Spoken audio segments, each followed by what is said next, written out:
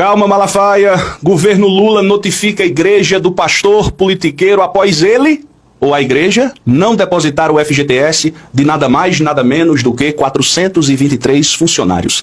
Será essa a raiva do Malafaia porque o Lula defende o trabalhador? É por isso que ele tem raiva do Lula? É por isso que ele protege o Jair Bolsonaro? Eu estou fazendo indagação. O colunista Tássio Lohan trouxe essa notícia e chocou muita gente do meio evangélico. A Igreja Vitória em Cristo foi multada pelo Ministério do Trabalho e Emprego. Identificou também outras irregularidades trabalhistas cometidas pela Igreja do Pastor Evangélico. Entre elas, o fato de 91 trabalhadores não terem recebido em depósito o pagamento da multa de 40% do FGTS em casos de demissão sem justa causa, Malafaia. Essa situação ocorre quando o empregador, no caso a Assembleia de Deus Vitória em Cristo, é responsável pela rescisão do contrato de trabalho. Deveria gravar um vídeo explicando por que não depositou o FGTS dos 423 funcionários.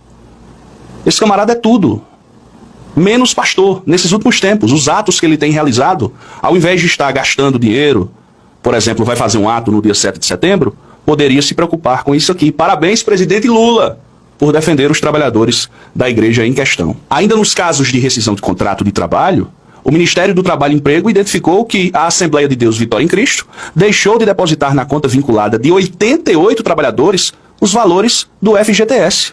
Malafaia pagou as multas e os 3 autos de infração foram arquivados.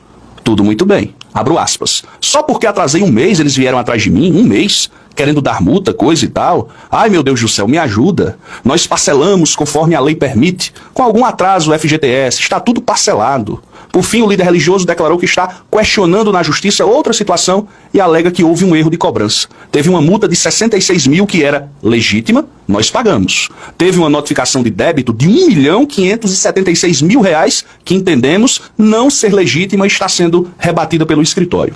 As obrigações fiscais, diz o colunista, dos empreendimentos ligados à Malafaia ganharam repercussão na mídia nos últimos dias. Pois é, amigos, amigas, agora achei só aqui um montante muito alto, viu, Malafaia? 423 funcionários. Não é brincadeira, não. Você não está muito preocupado com Jair Bolsonaro, não, hein, Malafaia? Malafaia dobrou a aposta e trouxe Bolsonaro para o púlpito, para fazer do púlpito um lugar de palanque eleitoral e ideológico, o que é extremamente absurdo, porque você desrespeita a liberdade de consciência, de expressão e de voto de cada irmão e cada irmã. Já que eu falei no Malafaia, achei interessante demais um vídeo publicado pelo deputado Fábio Tradi, no seu perfil, na sua rede social, sobre o Nicolas Ferreira. Observem quando a extrema-direita não tem nenhum tipo de argumento para rebater ou, por exemplo, para se comparar. Comparar as obras do governo Bolsonaro com o governo Lula. Na educação, na saúde, na infraestrutura, porque eles não têm o que dizer. Partem para a pauta de costumes. E um dos alvos da extrema-direita bolsonarista são os professores. Observem o que fez o deputado federal Nicolas Ferreira e observe também como o advogado, o deputado Fábio Tradi, rebate esses argumentos chulos nas redes sociais. É muito importante esses vídeos que estão sendo compartilhados pelo deputado a que me refiro, Fábio Tradi. A gente tem visto um monte de professor colocando vídeo pornográfico dentro de sala de aula, de professor usando da sua posição hierárquica para poder colocar conteúdos eróticos dentro de sala de aula, professor, inclusive, que fez alunos se beijarem. Mais um argumento falacioso desse deputado.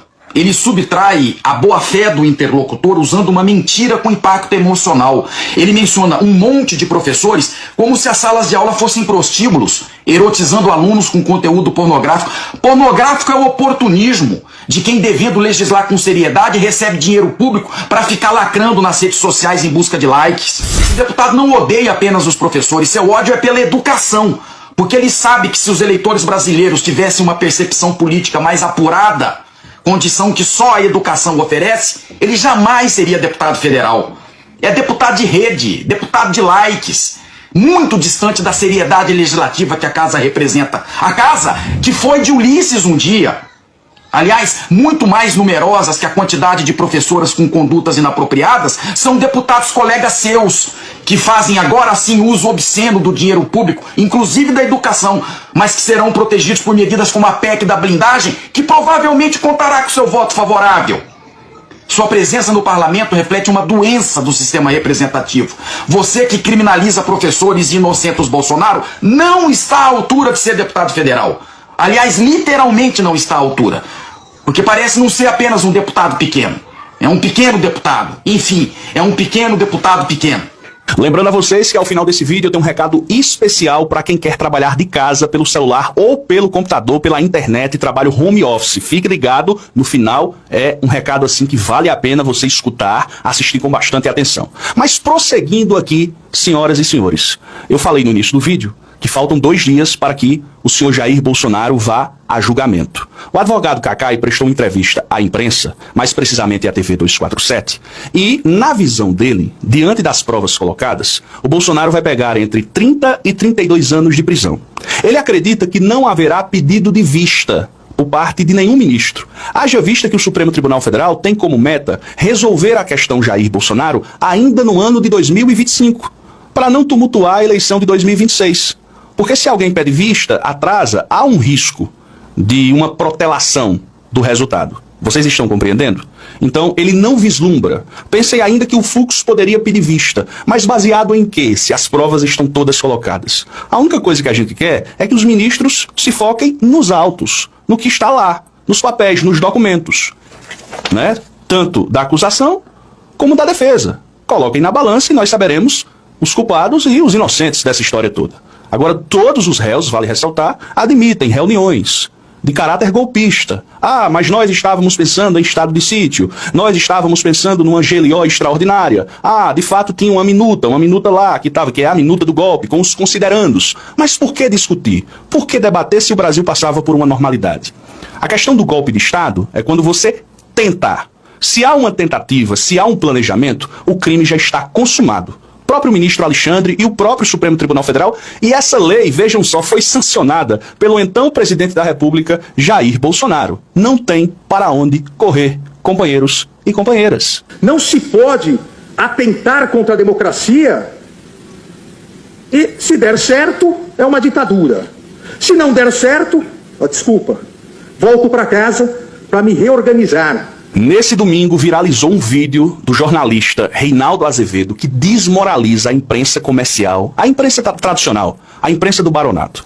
Porque eles falam o seguinte: olha, nós estamos cansados dessa polarização, tem que acabar. Esse ódio é a extrema-direita, né, e o Lula, é o Bolsonaro e o Lula. E o Reinaldo, né, deu uma declaração muito, mas muitíssimo importante, que é justamente aquilo que nós falamos. O jornalista que compara Lula com Bolsonaro, ele é um jornalista mal intencionado. Os donos do Estadão, da Folha, do Globo, que comparam o Bolsonaro com Lula, são pessoas mal intencionadas, que estão visando outras coisas.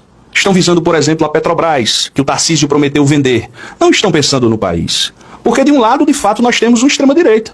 Mas nós temos uma extrema-esquerda no Brasil? Não.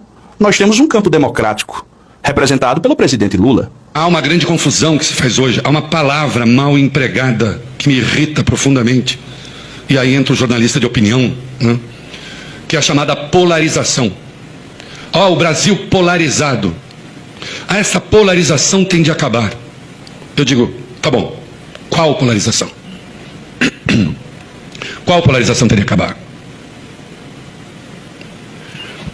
Nós temos uma extrema-direita organizada que tenta atropelar as garantias democráticas, que tentou dar um golpe de Estado.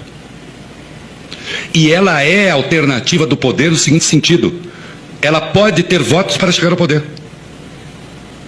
Ela é forte para isso. Não sei se vai chegar de novo. Mas nós não temos uma extrema esquerda que possa fazer o mesmo. Onde está? Não existe polarização quando o lado que não é da extrema-direita é o lado da democracia. Isso não é polo. A democracia é ponto de chegada. A democracia é aquilo que a gente almeja. É para onde a gente tem de ir.